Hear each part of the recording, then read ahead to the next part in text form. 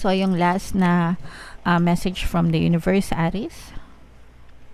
Choices. So, marami kang choices and ibig sabihin ito, pag marami kang choices, marami kang opportunities, mga kapiksi. Whatever is nangyayari sa buhay mo, it's always about you making the choice, making the choice in your life. So, kung gusto mo maging masaya, ibig sabihin pinili mo maging masaya. Kung gusto mo magbukmok, ibig sabihin pinili mo magmukmok. Okay? You always have the choice to be happy or to be sad.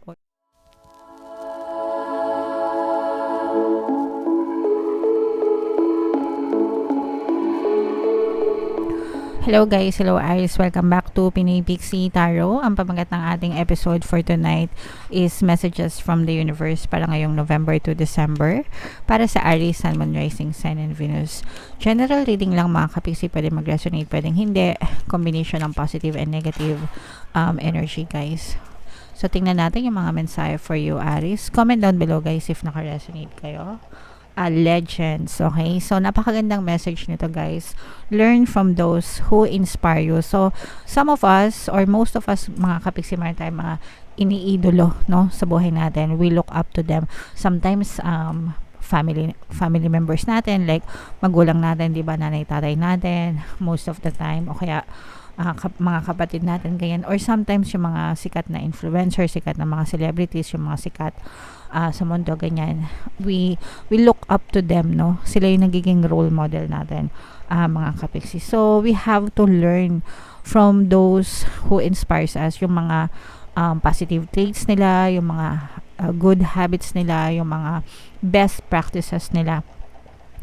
And we can incorporate them sa ating daily na pamumuhay or dun sa ating pamumuhay para ma-achieve din natin yung the same type of success na na-achieve nila. So, let's say, for example, gusto mo maging sexy. Yeah. So, maghanap ka, maaring yung iba sa inyo, may mga fitness guru kayo na fino-follow, diba? O kaya may mga ganyan-ganyan na fino-follow kayo or palaging pinapanood. So, yeah, sundin nyo or follow nyo yung mga, nila, good habits nila, mga best practices nila para ma-achieve nyo rin yung mga desired result na kagusto nyo kagaya nila mga kapiksi. Okay, kanya-kanyang preference naman tayo. So, yeah.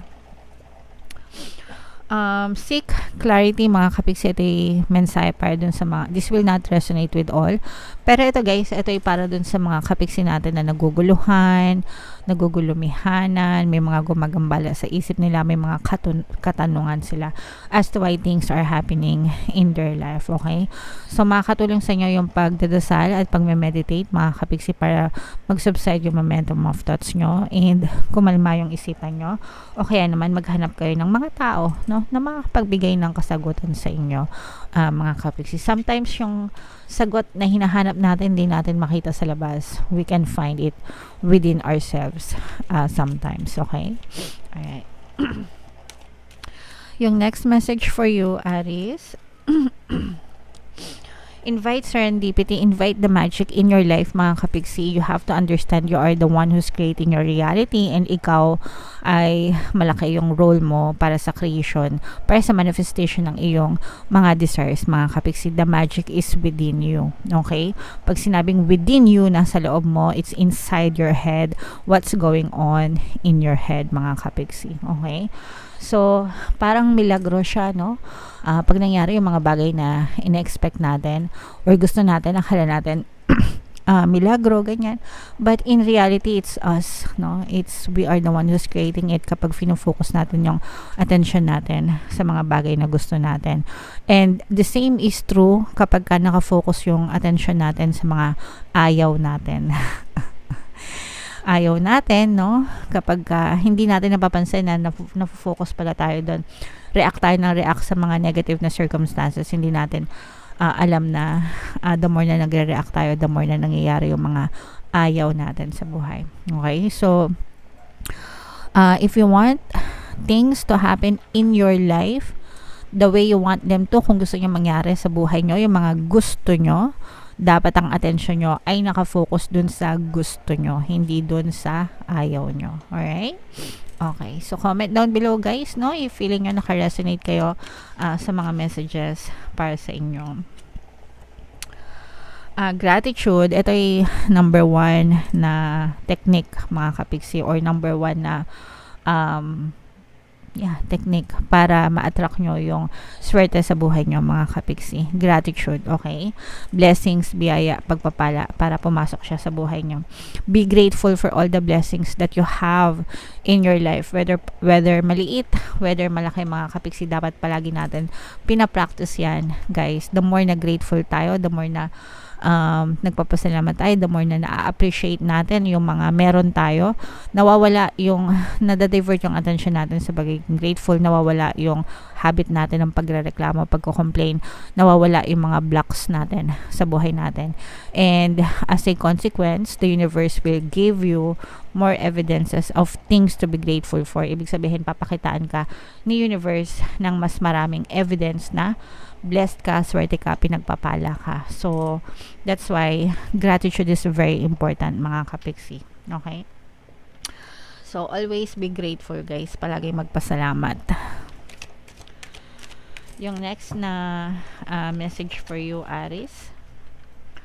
7 heavenly virtues mga kapiksi. Ito yung mga dapat nating gawin. So, reminder ito para sa inyo, kaya ito lumabas. Para ito yung dapat gawin nyo or dapat i-observe nyo sa buhay para magkaroon kayo ng maayos na pamumuhay mga kapiksi. So, isa-isahin natin ano ba tong 7 heavenly virtues na to. Unang-una, faith mga kapiksi. No, faith is believing and trusting in the right things. Believing in the unseen mga kapiksi. No, bago mo pa siya makita sa iyong 3D or sa iyong reality, naniniwala ka, sumasampalataya ka. You're trusting the universe. You're having faith in the universe that things will be given to you. Alright? Hope mga kapiksi is pag-asa, no? Believing that good will prevail, no? Habang may buhay, may pag-asa. Parang you're always hoping that good things will happen, no? Everything is always working out for you. Palagi niyo sasabihin, guys, on a daily basis, everything is always working out in my favor, ganyan. I-comment nyo na rin yan sa baba, mga kapiksi. Everything is always working out in my favor para talagang maging maganda yung resulta sa buhay nyo on a daily basis, guys. Next is charity. Charity is kawang-gawa, mga kapiksi, pagtulong sa kapwa natin. Number 4 is never giving up. Fortitude, no? Hindi pagsuko. Don't give up, mga kapiksi. Number 5 is justice. Justice is being fair, no? Yung hindi nagiging judgmental, ganyan. Nagiging equal tayo sa ibang tao. Number 6 is patience. Patience is accepting the grace to forgive, no? Ito, isa to sa mahirap na gawin for others kasi especially pagka may nagawang sobrang lala sa inyo ng isang tao, no? Nababasa ko sa comment, kapag hindi ko siya mapapatawad, sobrang grabe yung ginawa niya sa akin. So, it's a reminder for you to forgive others, mga kapiksi, kasi isa yan sa mga 7 heavenly virtues. Alright? And the last one is temperance. Temperance is practicing self-control and moderation, mga kapiksi. So, dapat hinay-hinay lang. Dapat balance lang lahat ng bagay sa buhay natin. Okay? So, yan ang 7 heavenly virtues, mga kapiksi. Reminder yan para sa inyo. Para yan yung i-observe nyo and i-follow nyo sa inyong buhay. So, yung last na message from the universe, Aries. Choices. So, marami kang choices, and ibig sabihin ito, pag marami kang choices, marami kang opportunities, mga kapiksi. Whatever is nangyayari sa buhay mo, it's always about you making the choice in your life. So, kung gusto mo maging masaya, ibig sabihin pinili mo maging masaya. Kung gusto mo magmukmok, ibig sabihin pinili mo magmukmok. Okay? You always have the choice to be happy or to be sad or to be angry or to be whatever you want sa buhay mo. It's a matter of kung ano yung gusto mong i-focus sa buhay mo. So, life is all about choices. Kaya piliin natin palagi yung maganda, yung mga katulong sa buhay natin. Kung hindi maganda, delete nyo na. Erase na, no? Period, no? Period erase. Para hindi na siya ma-experience sa buhay. Right? So, comment down below, Aries, if naka-resonate kayo dyan sa mga messages na yan. Bunot pa tayo ng isa, guys. Habang sinashuffle ko to, panoorin nyo muna tong video natin regarding sa ating paano mag-manifest ng abundance video course. Kapiksi, sawa ka na ba sa mga struggles at hirap sa buhay mo? Masipag ka ba at masikap sa buhay ngunit hindi ka pa rin umaasenso? Ilang beses ka na bang nag-attempt magnegosyo at mag-invest pero palagi ka pa rin nalulugi? Sa pagkakataon na ito ay maaaring may subconscious beliefs ka na nagiging balakid sa iyong pag-unlad at pagyaman. Introducing, paano mag-manifest ng abundance video course. Dito ay matututunan mong ma-overcome ang mga balakid mo para tuluyan ka ng umunlad, umasenso, sumagana, maging matagumpay, successful at maswerte sa iyong kabuhayan, pera, trabaho, negosyo, salapi at kaperahan ng bonggang-bongga. Dali, mag-send na ng email sa pinoypixitaro@gmail.com at simulan na ang iyong pagyaman ngayon. Alright, so gusto mo bang yumaman, kapiksi? Kung gusto mong yumaman, umunlad, umasenso ng bonggang-bongga, mag-avail ka na ng course kasi sobrang ganda talaga yan, guys. And good news, no, dahil malapit nang magpasko, extended yung ating sale until November 30. Magbibigay ako ng 10% discount sa lahat ng gusto mag-avail ng course. So mag-avail na kayo habang may sale tayo. Meron din tayo, guys, email coaching, manifest your desires using the law of attraction. If meron kayo mga specific na gusto nyang i-manifest, pwedeng love and relationship, pwedeng money or career, mga kapiksi, pwede kayo magpabook ng email coaching session with me. Mag-send lang kayo, guys, ng email sa pinoypixitaro@gmail.com. So, ito yung additional na message for you, guys. Regeneration, maganda ito, guys, no? Kasi ibig sabihin nito, adaptability, regeneration, pagbabago, transformation, okay? Transformation. As a survivor, you are unparalleled. No matter what happens, you can adapt, no? Meron kayong kakayahan na mag-adapt, makasurvive. Flexible kayo na mag-adapt. Sa Tagalog, mag-adjust. English din pala yun. Basta mag-adjust, no? Sa nangyayari sa buhay nyo. Embrace your transformation. Yakapin natin itong mga pagbabago na to, mga changes na to, mga kapiksi. Put on your new cloak. You are a master of regeneration. So, ito yung pinaka mabilis na way para makasurvive tayo. Madali tayo makasurvive sa buhay. Yung acceptance na. If we easily accept things, changes in our lives, mga kapiksi, nawawala yung resistance, tinatanggap natin, and we go with the flow, and we're trusting the universe that everything is always working out in your favor. Okay? So, yeah.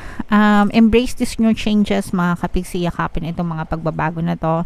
Most of the time, ito'y para sa inyong ikabubuti. Alright? Okay, so comment down below, Aries, if naka-resonate kayo sa mga messages. Ito yung ating Money 2024 kapalaran. Kung di nyo pa napapanood, panoorin nyo na. Super nice, super ganda. And ito naman yung ating success stories ng paano mag-manifest ng abundance video course. Thank you for liking, sharing, and subscribing, guys. And see you again next time. I love you all. Have a nice day. Bye-bye.